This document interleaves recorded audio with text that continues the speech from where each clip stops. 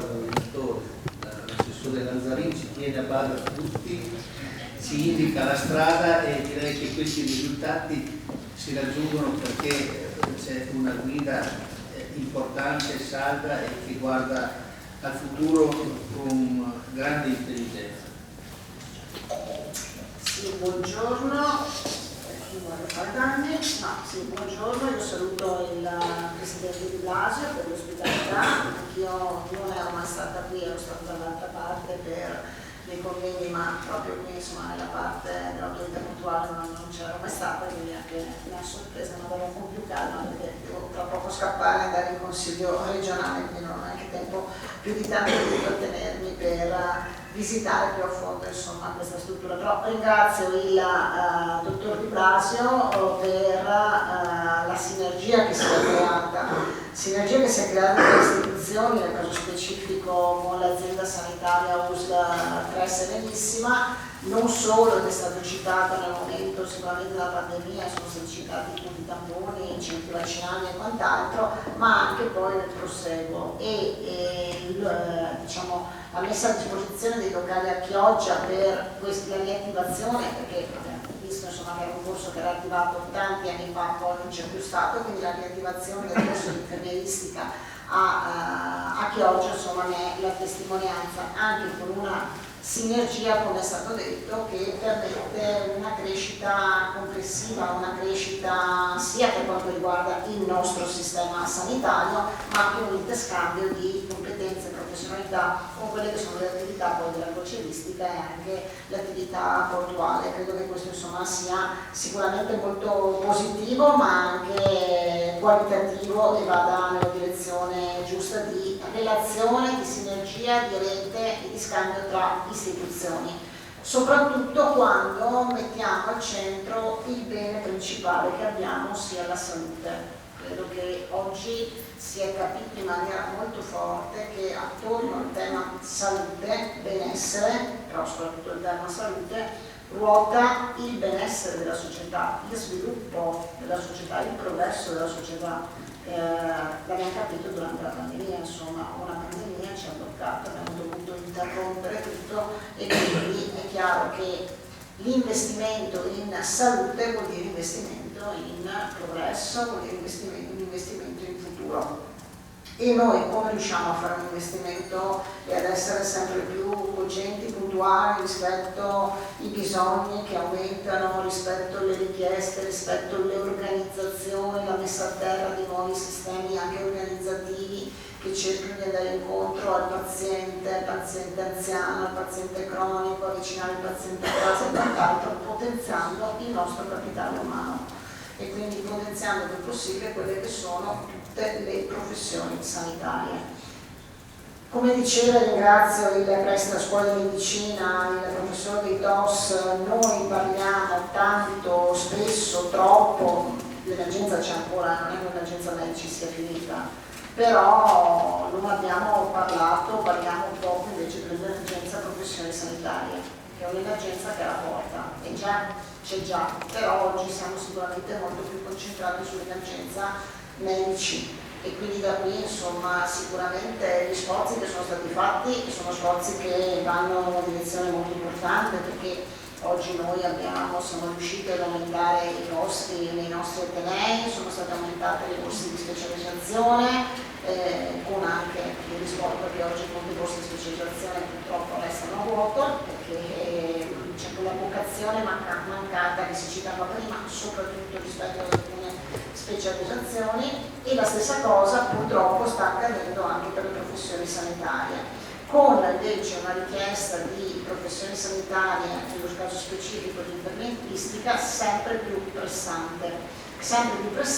perché oggi c'è un'organizzazione sia ospedaliera ma soprattutto territoriale che richiede invece in maniera molto forte queste figure. E se noi pensiamo anche alla messa a terra di tutto quello che noi stiamo facendo rispetto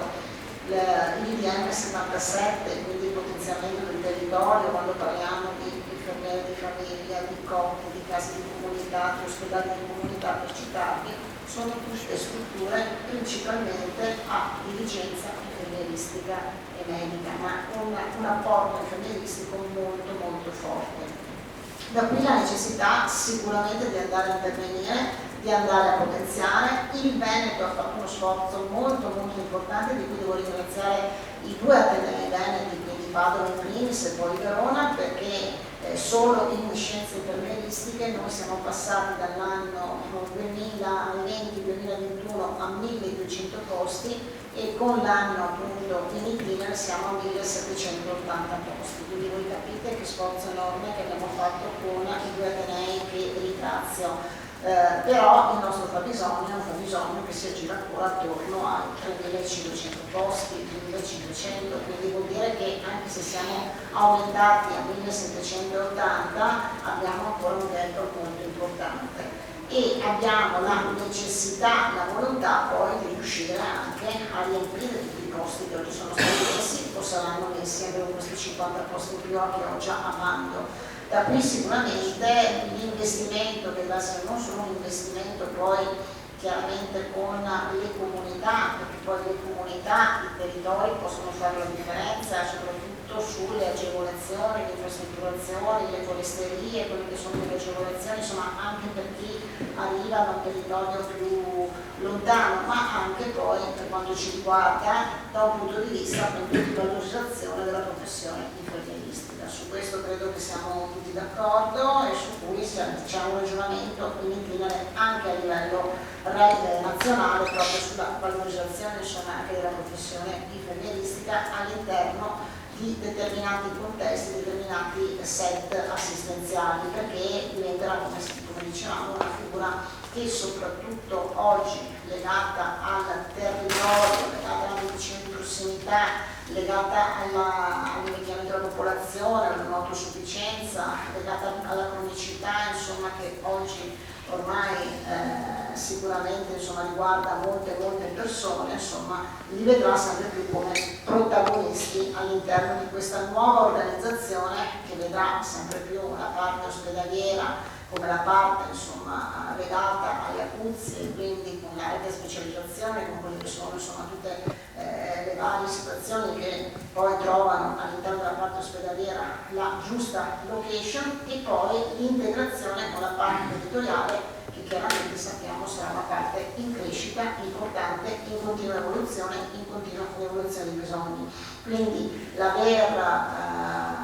essere riusciti oggi a far partire questo nuovo corso con 50 posti a Chioggia va ad implementare sicuramente la necessità, va anche, come si diceva, a valorizzare quelli che sono i territori, ma soprattutto quelli che sono i presidi territoriali, perché in questo modo noi siamo convinti che riusciamo a creare una stretta sinergia tra il presidio territoriale e la formazione in loco, perché è chiaro che è molto più semplice, più facile se siamo vicini a un grande ospedale, ancora di più insomma, se è un ospedale a vocazione universitaria, ma così facendo insomma, riusciamo sicuramente a dare una copertura maggiore e anche a creare insomma, questi meccanismi di poi insomma, fidelizzazione rispetto alla struttura su cui c'è il tirocinio e tutto il resto. Quindi il mio veramente vuole essere un ringraziamento complessivo per essere riusciti insomma, anche in tempi molto brevi, non era scontato a mettere a terra questo nuovo corso. Oggi la sfida è quello di cercare insomma, vado a chiudere, di far capire, e non è semplice, non è facile, quindi anche credo che sia necessario anche un aspetto fortemente culturale, quanto il prendersi cura delle persone, degli altri, diventi sempre più un qualcosa di strategico, di importante su cui bisogna investire. L'investimento chiaramente deve essere fatto su più fronti, come dicevo prima, sia su quello che è il fronte remunerativo, sia su quello che è il fronte delle possibilità di carriera, di sicurezza e di autonomia rispetto alle professioni. Però su questo insomma ci sono dei tavoli aperti su cui stiamo lavorando. Grazie Assessore, è chiaro che se l'Assessore non ci avesse supportato in questa vicenda oggi non saremmo qui. Se c'è qualche domanda, partiti perché come diceva l'assessore di andare in giunta, consiglio. Abbiamo capito. Lo stampa molto, non so come sia il mix tra autorità portuale e azienda sanitaria, funziona, prima mattina tanta stampa così, grazie, non è scontata. Va bene. Grazie, buona giornata.